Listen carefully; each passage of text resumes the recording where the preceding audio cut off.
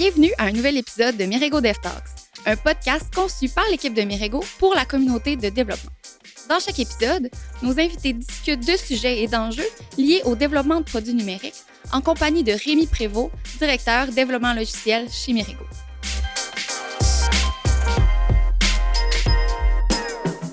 Cette semaine, on prend une pause de sujets plus techniques et on plonge dans une discipline qu'on a peu abordée dans le podcast depuis le début, la gestion de produits, le product management. C'est quelque chose qui est crucial dans la conception et le développement de produits numériques de qualité chez Mirego. On travaille avec des pixels, des lignes de code, mais au final, c'est un produit qu'on bâtit et le rôle de product owner vient attacher tout ça ensemble. On va discuter aujourd'hui de la discipline de gestion de produits avec une vraie passionnée du rôle. Je reçois Anaïs Roger-Evans, product owner chez Mirego. Bonjour Anaïs. Bonjour Rémi. Si on se met un peu en contexte, c'est quoi la gestion de produits? Tu sais, ça semble un peu large comme terme. C'est quoi le product management, la gestion de produits? Oui, donc je pense que chaque entreprise a une définition un petit peu différente. Mais chez Mirego, la gestion de produits, c'est vraiment ça englobe tout ce qui est la conception, l'évolution et la création d'un produit. Donc, souvent, on parle d'une app mobile, un site web ou d'autres types de produits numériques. Donc, c'est vraiment la personne qui est en charge de s'assurer que tout fonctionne correctement et que la définition est vraiment claire de où est-ce qu'on s'en va et comment est-ce qu'on va l'atteindre, comment est-ce qu'on va atteindre nos objectifs. Et donc, c'est pas mal ça. Mais c'est la personne qui va, dans le fond, prendre ces décisions-là. C'est pas juste s'assurer qu'on sait ou que c'est clair, mais de comme définir un peu la définition. Oui, la définition, c'est une des parties les plus importantes, Okay. que ce soit la définition de la vision du produit, les objectifs, mais aussi après, comme tu dis, les décisions des fois un petit peu plus petites. Micro-décisions, là, ouais, les Exactement. petites décisions. OK. Oui, il y a beaucoup de ça dans le product management. OK. Puis, tu sais, tu dis chaque compagnie, chaque entreprise a un peu ses différences. Puis nous, Mirego, on fait du service. On bâtit pas nos propres produits. C'est quoi les différences? Mettons, j'imagine que c'est un peu plus grand la différence entre un ou une product owner dans une compagnie de service versus une compagnie de produits. Oui, c'est ça. Je pense que les plus grosses différences, c'est justement à ce niveau. Donc, une agence va souvent travailler avec ou pour un client. Chez Mirego, on a beaucoup de chance qu'on a très souvent la confiance de nos clients et donc on travaille vraiment en collaboration très étroite. Ouais. Dans d'autres agences, je ne sais pas comment ça se passe forcément, mais dans des entreprises qui bâtissent leurs propres produits, selon la taille de l'entreprise, tu as des product owners ou des product managers qui sont spécifiques pour des différentes parties du produit. OK. Donc, par exemple, Spotify, tu pourrais avoir un PO qui s'occupe de tout ce qui est le concept de playlist et il s'occupe juste de ça. Ensuite, tu as un autre PO ou une autre PO qui s'occupe de la partie pour les artistes. Ensuite, tu as des PO qui s'occupent de la partie podcast. Tu as des PO qui s'occupent de la recherche. C'est comme splitter en plusieurs produits parce qu'au final, c'est un peu un produit en tant que tel. Fait qu'il y a des gens qui... OK. Donc, c'est qu'on n'a pas vraiment chez Mirego, dans le fond. C'est pas des produits aussi immenses que ça. Non, et ça qui est le fun aussi chez Mirego, c'est que tu peux avoir une vision vraiment globale du produit. Donc, dans une journée, je peux parler de comment est-ce qu'on peut améliorer la recherche, comment est-ce qu'on peut développer une nouvelle feature, collaborer avec l'équipe marketing pour, on va lancer une nouvelle version avec plein de nouvelles choses, comment est-ce qu'on peut le communiquer. Donc, c'est ça qui est vraiment le fun dans le contexte de Mirego, c'est qu'on peut vraiment toucher à tout. Parce que dans une entreprise qui fait du produit, souvent, et c'est pas toujours le cas, mais souvent, tu es un peu plus... T'as des œillets un peu plus sur... Tu te spécialises dans ta section. Ton carré de sable est plus petit, mais en tout cas, j'imagine qu'avec mettons, la section podcast de Spotify doit avoir plus de users que bien des produits. Tu sais, ça reste que c'est un produit en tant que tel. Ouais. J'imagine que ton carré de sable est très circonscrit, mais au moins, ton impact est quand même grand parce que tu touches à beaucoup de monde. Oui, ça dépend des produits, mais c'est beaucoup plus spécialisé, on va dire. OK. C'est quoi le quotidien d'un ou d'une PO? C'est quoi, mettons, une journée typique? Tu te lèves le matin, prends un smoothie? Ça dépend des projets, ça dépend aussi de quel moment tu es dans la vie d'un produit. OK. Je peux te dire ma journée typique d'hier, ou je peux te raconter ma journée d'hier, par exemple. Donc, il y a eu un petit peu de design. J'ai collaboré avec des designers de notre côté pour raffiner des maquettes à présenter à un client pour une nouvelle feature. Et on peut aller de cette direction-là, on peut aller de cette direction-là. Il y a plein de différentes options. J'ai fait aussi des définitions ou de la définition un peu plus technique avec l'équipe de dev. Donc, moi, mon rôle, c'est de leur présenter la vision et de leur dire voici ce qu'on essaie de faire, voici plus ou moins les limitations, les metrics qu'on a. Et ensuite, en discutant avec eux, comment est-ce qu'on va le faire. Donc, nous, on les appelle les costings à l'interne, right? Où Uh-huh. c'est, OK, ça va prendre combien de temps? L'estimé, ouais. Ouais, les évaluations. Merci. Donc, un peu comme le breakdown dans des tâches plus petites et voir comment est-ce qu'on va atteindre ces objectifs-là. Donc, ça, c'est une partie de la job que moi, j'aime beaucoup. Collaborer avec les devs, c'est toujours vraiment le fun. Ensuite, il y a beaucoup de rencontres clients aussi. Donc, ça, des fois, c'est faire des status updates, des mises à jour. Tu peux dire des mots en anglais, là, on peut. C'est permis. Ouais, parfait. Donc, là, les tenir au courant de la progression du backlog, donc notre carnet de produits, carnet de charges. Non, carnet de produits, backlog. Backlog, Product ouais. backlog. Donc, c'est ça. Donc, c'est toujours des jours un petit peu différents et ça qui est le fun. Et par exemple, si tu es dans une phase de conception, c'est-à-dire le produit n'est pas encore full défini, ça, c'est vraiment le fun aussi parce qu'il y a beaucoup d'ateliers. On parle avec les utilisateurs, on parle avec les différents départements chez un client pour comprendre, OK, c'est quoi les besoins marketing, c'est quoi les contraintes du service à la clientèle, etc. pour avoir une vision un peu plus globale de c'est quoi les enjeux et les objectifs du client pour ensuite pouvoir bâtir un produit qui leur correspond. Puis après, à la fin d'un projet où c'est un peu plus des discussions de, OK, quand est-ce qu'on lance, comment est-ce qu'on lance, est-ce que les textes marketing, les textes sur les stores sont mis à jour, etc. Donc, c'est vraiment tous les jours sont différents. OK. Mais c'est intéressant parce qu'au final, ton quotidien est différent dans le life cycle du produit, mais c'est varié et quasiment autant d'implications, peu importe. C'est pas comme à la fin, OK, ben là, je suis encore impliqué, mais moins. Au final, dans le fond, tu es impliqué pas mal tout le temps dans tout le life cycle. Ouais, surtout chez Mirego, je pense qu'on a beaucoup de ownership et on care énormément pour nos produits. Ça devient un petit peu, j'aime pas forcément utiliser cette image, mais un peu nos bébés, tu sais, où c'est comme, ça fait tellement longtemps que tu y penses, que tu le refines, que tu vois toutes les différentes itérations. Tu vois comme la première version où c'est super laid, mais ça fonctionne. OK, on teste les API, oui, ça fonctionne. Et ensuite, quand tu es rendu à le mettre live, c'est un gros moment quand même. Il y a un sentiment d'accomplissement. Oui. On est parti de rien, puis on arrive à quelque chose. Là. Okay. Et ça, c'est vraiment le fun, surtout quand c'est un produit que tu pars from scratch. Ouais. Donc, comme je me souviens de ma première mise en production, Hugo, un des développeurs chez Mirego, m'avait laissé appuyer sur le bouton pour faire publish. Et c'était un gros moment. Mais il y a aussi, chez Mirego, on fait beaucoup de l'évolution de produits. Donc, c'est des moments quand même d'excitement, mais à plus petite échelle, on va dire. C'est quoi, dans le fond, la différence entre le feeling de mettre en prod justement de la V1, puis après ça de dire, OK, je mets en prod la version 3.4, puis c'est comme, ça fait 3 ans qu'on le fait évoluer. J'imagine que l'excitation est là, mais est comme... C'est un peu comme être content que ton enfant rentre à la garderie ou que ton enfant termine son secondaire. C'est comme, OK, là, c'est peut-être plus aussi fou qu'avant, mais comme c'est un accomplissement en tant que tel. Là. Mais je pense qu'il y a surtout... il y a différentes raisons pour lesquelles on fait des mises en prod. Des fois, c'est juste des updates techniques ou des mises à jour techniques. Donc ça, c'est un peu moins exciting pour moi. Mais par exemple, j'ai de l'excitement des devs qui viennent.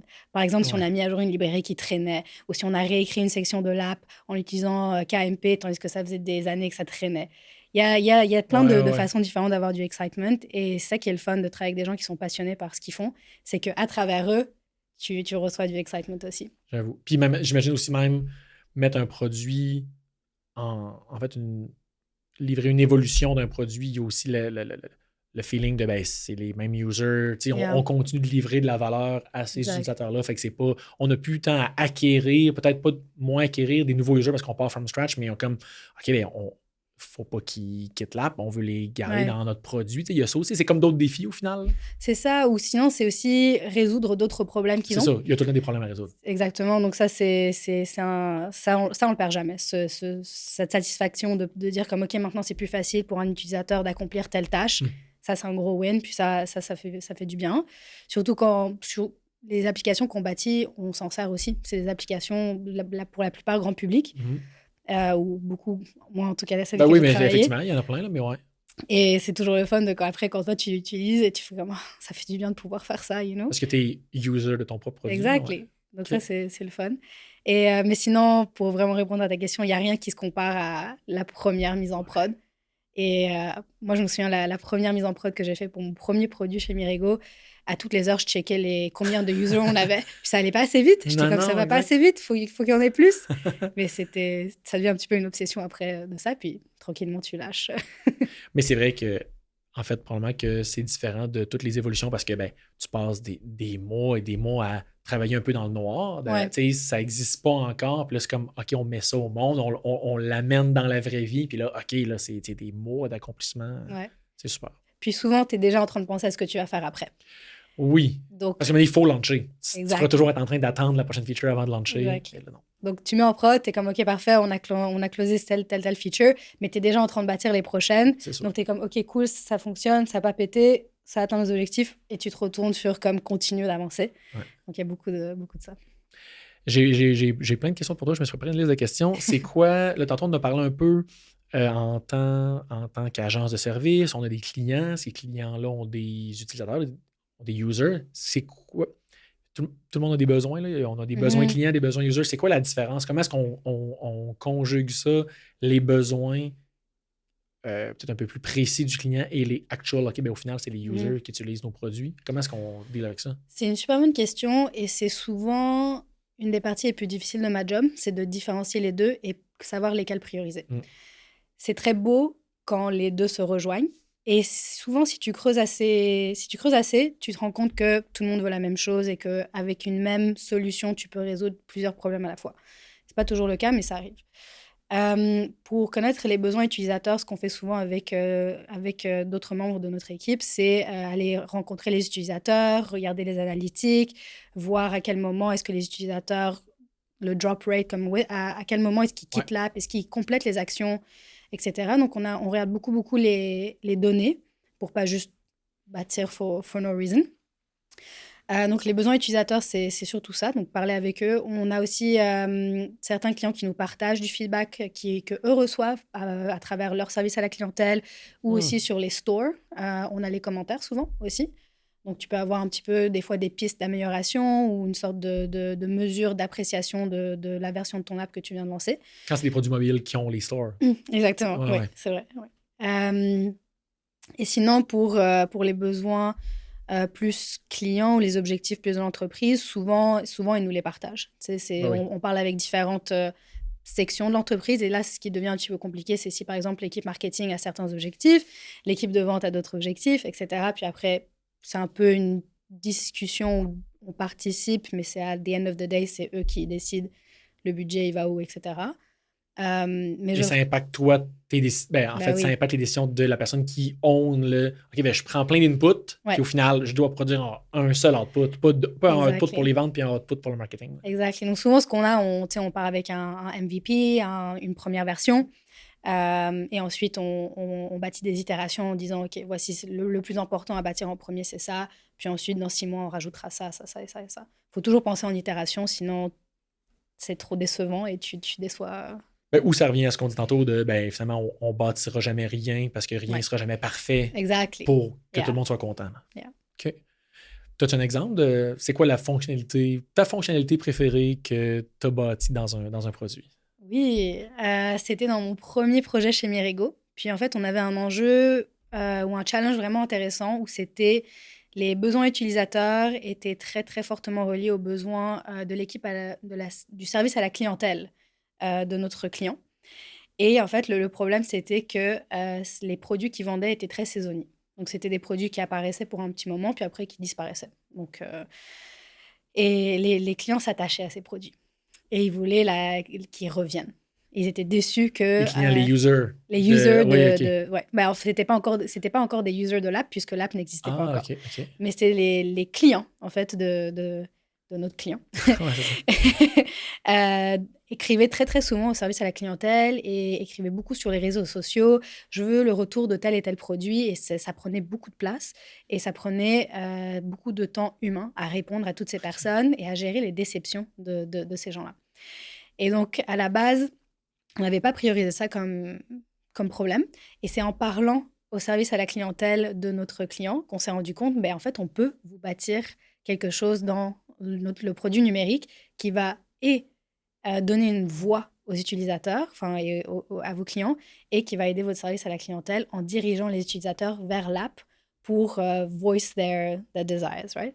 Donc, en fait, ce qu'on a bâti, c'est une sorte de cimetière de produits où le client pouvait afficher tous les produits qui avaient été discontinués ou qui étaient hors saison. et les utilisateurs pouvaient voter pour le retour d'un produit spécifique.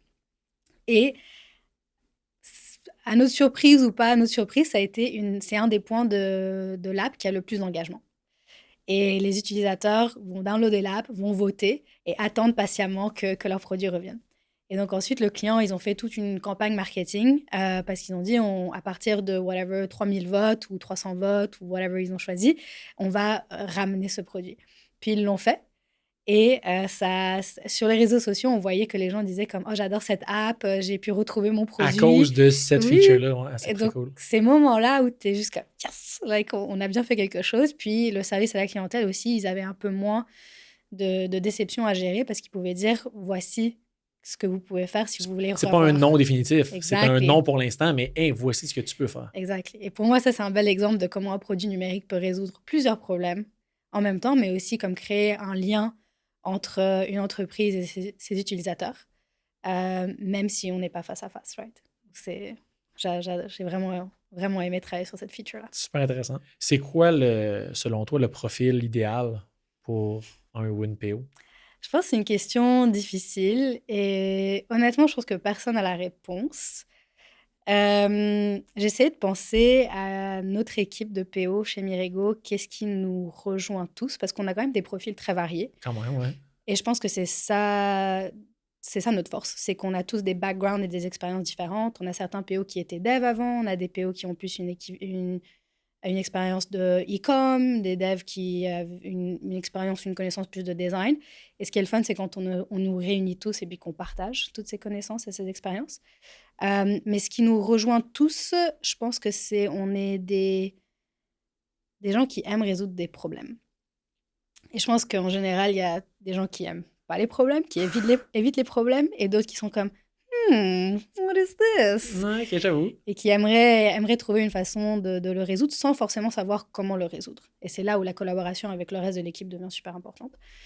Parce qu'au final, c'est pas toi qui résous le... Ben, c'est pas vrai, tu peux participer à l'élaboration de la solution, mais qui écrit le code, c'est pas toi. Exactly. Si je le faisais, ce serait un petit peu une catastrophe. Mais... ben, on sait pas, j'avais dit... Ça arrive. Donc, je pense que c'est vraiment des gens qui aiment résoudre des problèmes. C'est des gens, je pense, qui aiment bâtir des choses, que ce soit...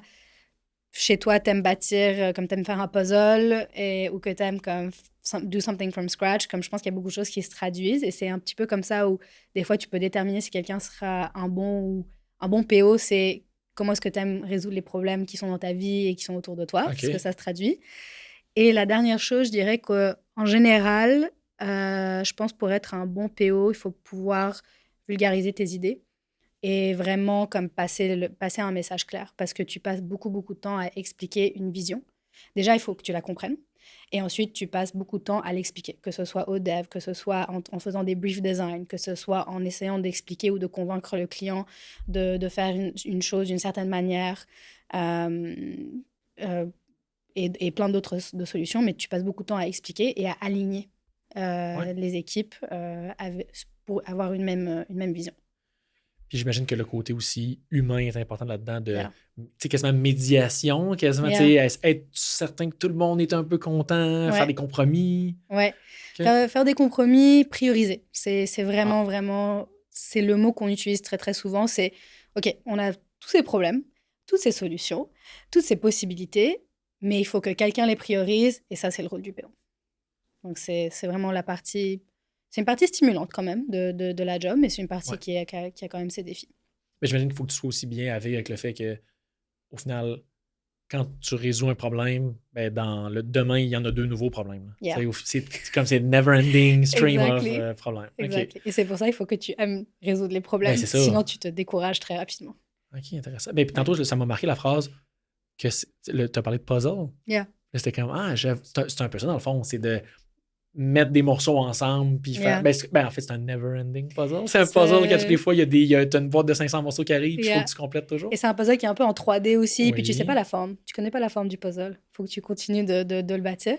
OK. Donc c'est le fun. Puis, vraiment, l'équipe est super importante pour que tu puisses bâtir le puzzle. Parce que souvent, il y a des morceaux que j'ai pas. Ou ça m'arrive très souvent que je suis comme, OK... je commence une idée où je suis comme, j'aimerais qu'on puisse pouvoir offrir cette possibilité aux utilisateurs. Et tu sais, je lance un peu l'idée. Et très souvent, c'est les devs qui vont venir me dire, on pourrait peut-être faire ça, ou je pourrais investiguer si ça, c'est possible, etc. Ou, à l'inverse, des fois, je leur dis, OK, guys, c'est vraiment ça qu'il faut faire. Voici le dream. Et ils me disent, non, non, non, c'est pas possible, c'est pas possible. Là, il faut que tu challenges un petit peu. Et chez Mirigo, souvent, on te revient avec une solution. Donc ça, c'est vraiment le fun quand ça arrive. OK. Mais puis, j'imagine qu'il y a quand même un peu le côté... faut que tu connaisses un peu, techniquement, jusqu'où on peut aller. Puis j'imagine que c'est avec l'expérience aussi que ça se développe. Là, quelqu'un qui sort de l'université ou d'une formation, on pourra parler de formation plus tard, mais faut que plus tu baignes là-dedans, plus tu sais, là, OK, ça, vous me dites que c'est pas possible, là, mais comme pas mal sûr que si on force ça, c'est pas une bonne journée, on s'en reparle demain, puis vous allez trouver une solution. Là. Fait qu'il y a un peu ça, là, plus tu acquiers de l'expérience, plus ton bagage de connaissances techniques doit être plus grand qu'il l'était là 2 ans. Là. For sure. Et je pense que ce qui est cool de travailler dans une agence, c'est que tu as plein d'expériences différentes, tu apprends beaucoup, beaucoup plus vite, dans le sens où tu travailles avec des stacks différents, tu travailles avec des produits qui sont à des niveaux dans leur cycle d'évolution différents. Ah oui. Et donc, il y a plein d'apprentissages que tu peux prendre. Il y a comme des shortcuts, de faire comme, on avait réussi à faire ça dans ce projet-là, donc on devrait pouvoir le faire ici. Ça, c'est quelque chose qui est vraiment le fun dans une agence. Puis pour le côté technique, il y a comme un débat un peu dans le monde du produit de est-ce que c'est mieux d'avoir des connaissances techniques ou de ne pas en avoir du tout. L'argument de ne pas en avoir du tout, très basique là, c'est que tu peux rêver plus loin, dans le sens où tu ne sais pas ce qui est possible. Exactement. Et l'argument d'avoir un background technique, c'est que tu es un peu plus réaliste et tu peux aller peut-être un petit peu plus vite, tu peux avoir des shortcuts. Donc, je ne suis pas sûre de où est-ce que je me place là-dessus, mais je ne sais pas si toi, tu as une opinion là. Mais j'imagine que c'est tout le temps la notion d'équilibre, d'en avoir sans que ça te donne trop de contraintes, puis de savoir, d'en avoir juste assez pour ne pas perdre ton temps à penser à faire un plan, puis oui, OK, j'ai pensé à quelque chose, gars, j'ai pensé à ça toute la fin de semaine, t'arrives le lundi, c'est comme, non. T'as perdu ton temps, mais c'est d'en avoir assez, mais pour pas trop donner des limites, je pense que c'est ça, c'est un peu l'hybride. Je pense que un des pires cauchemars des devs, c'est quand t'as un PO qui te dit comment tu vas faire ton code. mais encore une fois, c'est relatif. Là. Est-ce que c'est un cauchemar dans le sens que là, oui, il y a du micromanagement ou de dire, OK, voici, j'ai pensé à ça, puis c'est comme ça que vous allez appeler les champs dans l'API, puis c'est comme ça que vous allez percer votre donnée? Non. Mais moi, j'ai travaillé en tant qu'ancien dev, travaillé avec des PO, des chargés de projet qui avaient des backgrounds techniques. C'est des fois, oui, ça fast-track vite. Là. C'est comme on perd pas le temps. Là. OK, oui, je te dis ça, tu sais de quoi je parle. Là. Parfait. Next. Des fois, ça accélère. Là. Il y a le bon côté et le moins bon côté, c'est ça. Right. C'est quoi les défis d'un ou d'une PO? Les défis quotidiens ou les défis, en fait, at large dans un produit, peu importe le life cycle, c'est quoi le genre de produit auquel tu es confronté? De défis, excuse. Je pense qu'il y en a quand même plusieurs. On en a touché un petit peu avant. Donc, la priorisation, c'est souvent comme, OK, on bâtit quand et quoi.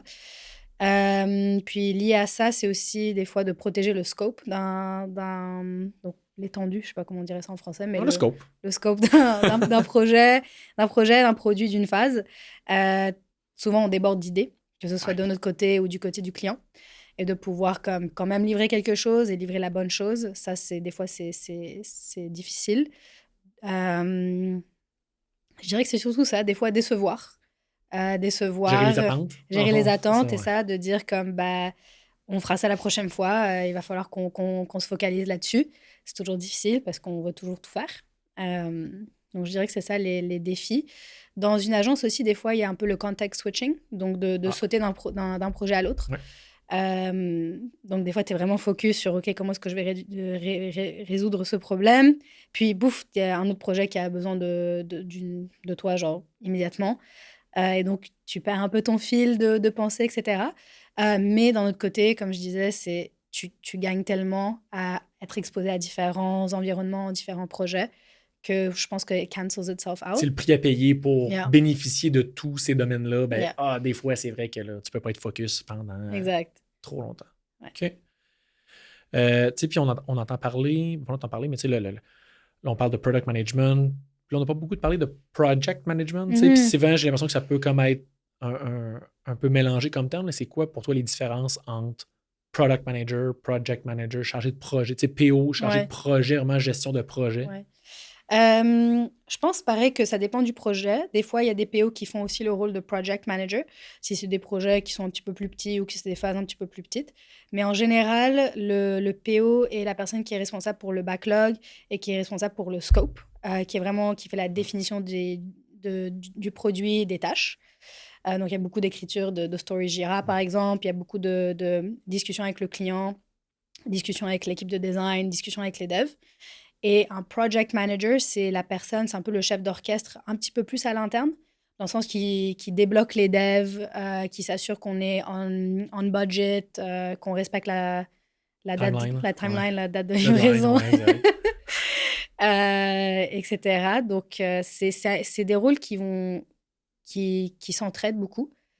Et récemment, j'ai commencé un projet avec un très, très, très, très bon chargé de projet et ça a changé ma vie. Ça a complètement changé ma vie. Je peux vraiment m'occuper plus et me focaliser sur définir les tâches actuelles, mais aussi penser à qu'est-ce qu'on va faire après. Je peux me concentrer un petit peu plus sur challenger le client et dire comme, OK, vous pouvez rêver plus grand, on peut aller plus loin, etc. Parce que je suis plus en train de penser à où est-ce qu'on est rendu dans le budget. Vous avez besoin de documentation, les devs, je vais vous débloquer sur ça. Le chargé de projet s'occupe vraiment de ça et c'est game changer. Le chargé de projet aussi, il fait beaucoup les cérémonies agiles, en tout cas chez Mirego. Ouais. Donc, tout ce qui est les daily, les rétros, les refinements, etc. Et donc, ça fait juste que tu as un rythme. Tu as un rythme et un pace vraiment agréable et soutenu. Et tout le monde trouve un petit peu sa place et peut vraiment focuser sur quoi il doit focuser. Cette personne met un peu en place la structure. Toi, tu es juste, je vais thriver dans cette structure-là. Mais qu'est-ce que ça fait là de... Tu dis, bon, PO, c'est plus le scope, puis là, OK, j'ai pas tant à worry sur la timeline, le budget, mais ça devrait-tu être le cas? Tu sais, toi, en tant que PO, j'imagine que là, t'es pas complètement oblivious à genre, je me fous, money is no object, là, mais c'est comme, ça t'aide aussi, j'imagine, d'avoir un peu ce contexte-là de OK, budget, timeline, peut dire au client de rêver, mais dans le... Plus pour le futur. Plus pour le futur. Ça, okay. Non, je suis pas comme, let's go. Mais pas dans l'exécution, OK, on est en train de bâtir un produit. T'es pas en mode je vais gérer le projet de builder le produit. Tu te concentres juste sur le produit qui est en train d'être bâti. C'est ça. Comme c'est vraiment le day-to-day, le chargé de projet va orchestrer tout ça. Pendant ce temps-là, moi, je peux passer un petit peu plus de temps à penser avec what are we gonna do next? Et comme, OK, on avait dépriorisé certaines choses. Est-ce que c'est le temps de les reprioriser, etc. On était bloqué pour telle et telle raison. Est-ce que ça a changé? Donc, c'est vraiment un rôle qui va ensemble. Et puis, oui, je suis toujours au courant de... On collabore pour tout ce qui... Mais en fait, on collabore sur tout. On est toujours en train de se parler, mais pour tout ce qui est les budgets, les timelines, en fait, souvent, c'est moi qui le communique au client, l'avancement. Parce que tu fais beaucoup de communication aussi, client. Fait que tu mettais un peu le pont entre Mirego et le client, un peu justement la médiation, la ligne qui fait entre les deux. Oui, ce qu'on dit souvent, c'est que chez le client, le PO représente Mirego. Et chez Mirego, le PO représente le client. Ouais. Donc ça, c'est une partie fun et une partie challenging des fois du rôle. Parce de quel côté que c'est challenging? Des fois, c'est notre équipe à l'interne est comme, on ne comprend pas pourquoi on veut faire ça, on ne comprend pas. Je suis comme, c'est une priorité pour le client pour telle et telle raison. Like, c'est une urgence ou il y a quelque chose qui... Whatever, il y a des circonstances qui font que c'est absolument ça qu'il faut faire. Et des fois, de l'autre côté aussi, où tu dois dire non à un client, où tu dois dire, c'est pas aussi facile que ça, ou de le bâtir de cette façon, ça veut dire que dans 3 ans, on sera dans telle situation, etc. Donc, des fois, c'est complexe, mais personnellement, je me retrouve... J'aime cette partie-là, de devoir comme naviguer, et je pense que la plupart des PO aiment ça. C'est une partie stimulante, on va dire. Dans le fond, c'est un peu... Autant que tu représentes le client chez Mirego, puis vice-versa, tu te ramasses autant à être porteuse de bonnes nouvelles que de... Des fois, tu es le plus masculin, tu es comme un peu le bad guy des deux côtés. Fait que tu peux être autant vu comme « le client a pris telle décision, je suis pas d'accord » ou « Mirego, finalement, c'est pas une bonne nouvelle que vous me dites. » Exact. Et c'est pour ça, je pense que, pour revenir à un point qu'on mentionnait tantôt, mais de pouvoir vulgariser les idées, de pouvoir expliquer, et je pense que tu l'avais mentionné, mais les relations aussi. C'est pas toujours rainbows and sunshines. Il y a des fois des mauvaises nouvelles, il y a des fois des wins. Comme une des parties, quelque chose qui est toujours le fun, c'est de dire au client, OK, on a trouvé une façon beaucoup plus efficace de le faire. Ouais. Puis au lieu que ça va prendre 12 jours, ça va nous prendre 3. Ça veut dire qu'on a tout ce budget left pour faire toutes les autres choses qu'on voulait faire. Donc, L'inverse est moins drôle. 3 à 12 que 12 à 3, mais oui, c'est ça. Mais si tu arrives à le justifier, en règle générale, everyone's rational. Et... Ouais. Puis là, tantôt, on parlait de cérémonie agile. Tu as parlé de, justement, le scope qui peut changer. Puis tout, c'est quoi l'importance de cette méthodologie agile-là pour une PO? J'imagine que c'est quelque chose ça aussi, c'est un peu ton quotidien. Là. Ouais. Les refinements, des backlogs qui changent. On planifie pas le développement d'un produit 1 an à l'avance. Voici dans 8 mois la story sur laquelle on va travailler. On n'est pas là-dedans. Là. Non, on a quand même des roadmaps et ça, c'est une partie que j'aime beaucoup. C'est comme penser à la roadmap et faire comme, OK, dans 1 an, on aura fait ça. Le produit sera complètement différent. On sera dans une game complètement différente. Mais pour le day-to-day, les cérémonies agiles, et c'est pas dans tous les projets. Comme je disais, il y a certains projets qui sont plus petits, comme si c'est des phases de quelques semaines, de mise à jour, il n'y en a pas. Mais en règle générale, les cérémonies, ça aide à avoir une sorte de rythme, de tranquillité, de stabilité dans un projet qui fait que tout le monde sait plus ou moins sur quoi il devrait être en train de travailler, quand, comment. Et ça fait juste que ça roule beaucoup plus smoothly. OK. Ouais. Comment est-ce qu'on sait, en fait, comment on mesure notre succès en tant que PO? C'est toi, tu es quelqu'un qui fait bien sa job, qui aime bien faire sa job. Comment tu sais que tu fais bien ton travail? Je pense qu'il y a plein de sources différentes. Pour moi, une métrique importante, c'est la satisfaction de notre équipe. Donc, l'équipe avec laquelle je travaille, que ce soit les devs, les designers, les QA, le account owner, genre vraiment tout le monde qui est impliqué. Est-ce qu'ils ont du fun? Est-ce qu'ils se sentent bien sur le projet? Est-ce qu'on livre des produits ou des phases à la hauteur de nos attentes et de nos standards? Donc, parce que je joue un rôle là-dedans. Sinon aussi, c'est évidemment la satisfaction du client. Donc, ça veut dire est-ce qu'on les a aidés à atteindre leurs objectifs? Et souvent, on peut voir ça grâce aux analytiques. On met beaucoup d'analytiques dans nos produits, puis on les traque, on les traque assez religieusement. Puis, donc, on peut voir si une feature fonctionne bien, est-ce qu'il y a des façons qu'on pourrait l'améliorer. Donc, satisfaction client, satisfaction de notre équipe à l'interne. Et le plus important, c'est la satisfaction des utilisateurs. Puis ça, des fois, c'est un peu plus difficile à mesurer. Ça dépend à quel point on a accès aux utilisateurs. Mais comme on disait tantôt, des fois, c'est à travers les réseaux sociaux, les commentaires sur les stores, mais aussi principalement avec l'utilisation de l'application. Ouais. Est-ce qu'elle est utilisée et est-ce qu'elle est utilisée de la façon dont on avait conçu et est-ce qu'elle résout les problèmes de ces utilisateurs-là? C'est vraiment ça j'imagine que c'est propre au domaine d'affaires de si on fait un produit numérique qui sert à vendre quelque chose, au final, est-ce qu'on sait qu'on a bâti un bon produit? Est-ce que le produit a vendu des choses et aux attentes, qui correspondent aux attentes? Sinon, dans d'autres domaines, c'est l'engagement avec le produit. Est-ce que les utilisateurs reviennent? Est-ce que les utilisateurs font plusieurs actions? Est-ce que les utilisateurs font une action du début à la fin, comme par exemple visionner un contenu? Est-ce qu'ils se créent des comptes? Est-ce que, etc. Il y a d'autres façons de mesurer le succès d'un produit. Puis de ça découle des phases d'évolution. J'imagine que c'est ça après ça qui devient un peu notre gaz pour OK, parfait. Oh, et finalement, cette fonctionnalité-là, les gens l'utilisent, mais pas comme on pensait. OK, let's change that ou let's leverage this information. Exactly. Et c'est how can we always do better and how can we grow? Et donc ça, c'est toujours... Ça, c'est un beau moment avec... Il y a plein de beaux moments. Il y a plein de beaux moments, mais en général, il y a plein de beaux moments partout, right? Mais il y a un beau moment où c'est entre le client, notre équipe à l'interne et les utilisateurs, ils ne sont pas forcément présents physiquement, mais où c'est comme, OK, on commence à rêver de what are we doing next? Ouais.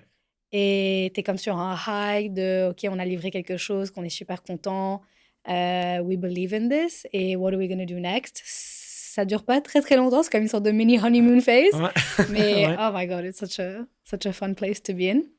Très cool.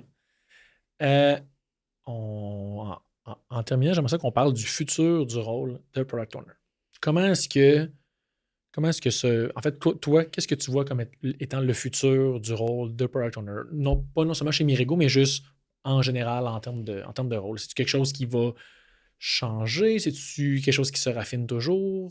Je pense que c'est quelque chose qui est en constante évolution. Je pense que même au sein de Mirego, ça change et ça évolue un petit peu. Il y a certaines personnes dans la communauté produit qui disent que les product managers vont se spécialiser de plus en plus. Là, on est souvent vu comme des généralistes, donc comme un médecin généraliste qui ensuite travaille avec d'autres pour résoudre un problème, mais que ça va être des gestionnaires de produits qui sont un peu plus spécialisés en design ou en user experience, ou d'autres qui sont un peu plus techniques. Ça existe déjà comme des technical product managers ou des technical product owners, d'autres qui sont peut-être plus spécialisés en marketing, et ce qu'ils veulent dire par ça, c'est growth. Ouais. Donc, il y a déjà plein de produits qui existent, qui sont super bons, mais comment est-ce qu'ils peuvent continuer d'évoluer? C'est un skill set différent de quelqu'un qui crée un produit from scratch. Donc, peut-être que ça s'en va dans cette direction-là, où c'est un peu plus de la spécialisation, puisque en général, l'industrie du produit numérique est quand même, elle est plus toute jeune, là. Tu sais, effectivement. Donc, de se spécialiser un petit peu plus. Sinon, évidemment, avec le AI, ça va changer plein de choses. Oui. I think so. Je pense que dans notre quotidien, ça va, hopefully, nous aider à être plus efficients. Il y a beaucoup d'écriture de stories, il y a beaucoup d'écriture de follow-ups, il y a beaucoup de meetings, et ensuite de comme, repenser à qu'est-ce qui s'est été dit dans ce meeting, des recaps, des choses comme ça. Donc, quand même des choses un petit peu répétitives ou des fois des analyses de données.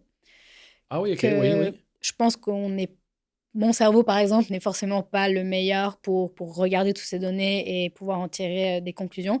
Et je préférerais utiliser mon cerveau pour être un peu plus stratégique que de passer des heures à regarder des lignes de données. Donc, je sais en fait qu'on commence déjà à l'utiliser pour améliorer, pour être plus efficient. Donc, peut-être avoir des PO qui sont plus stratégiques, I guess.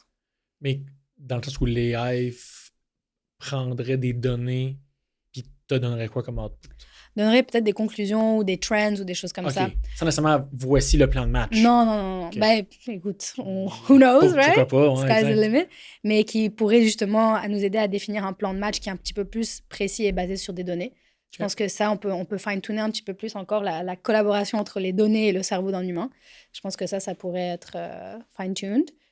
Et sinon, avoir des gestionnaires de produits qui connaissent un peu plus l'AI. Ah oui, OK. Parce que de plus en plus, nos clients nous le demandent, right? Comme je pense que je pourrais pas te nommer un client qui m'a pas dit « Oh, comment est-ce qu'on peut utiliser le AI dans notre produit? » Et là, après, tu commences à faire la distinction entre est-ce que tu as besoin du AI ou non? Not everything needs AI. Et donc, de pouvoir comprendre un petit peu plus comme les opportunités qui viennent avec l'AI et de pouvoir dire comme là, il y a vraiment une belle opportunité pour aider vos utilisateurs à comparer des produits ou à trouver une série qu'ils vont aimer ou quelque chose comme ça. Ça prend des PO qui sont un peu plus calés sur l'AI. Mais au final, si on le voit comme une technologie comme une autre, c'est comme autant que là, 15 ans, c'était mon client me parle de... Je travaille sur le site web de mon client, il me parle de mobile. OK, je dois maîtriser un peu ça en tant que product owner pour dire OK, oui, ça pourrait être bon pour toi, puis pas juste oui, je vais le faire, mais qu'est-ce que je vais faire? Qu'est-ce que je peux te proposer? Comment je me démarque? Et comment toi, tu peux te démarquer là-dedans? Exactement. OK. Merci, Anaïs. Ça sera tout pour aujourd'hui. Merci à toi. Merci. Merci d'avoir été là pour cet épisode de Mirego DevTalks.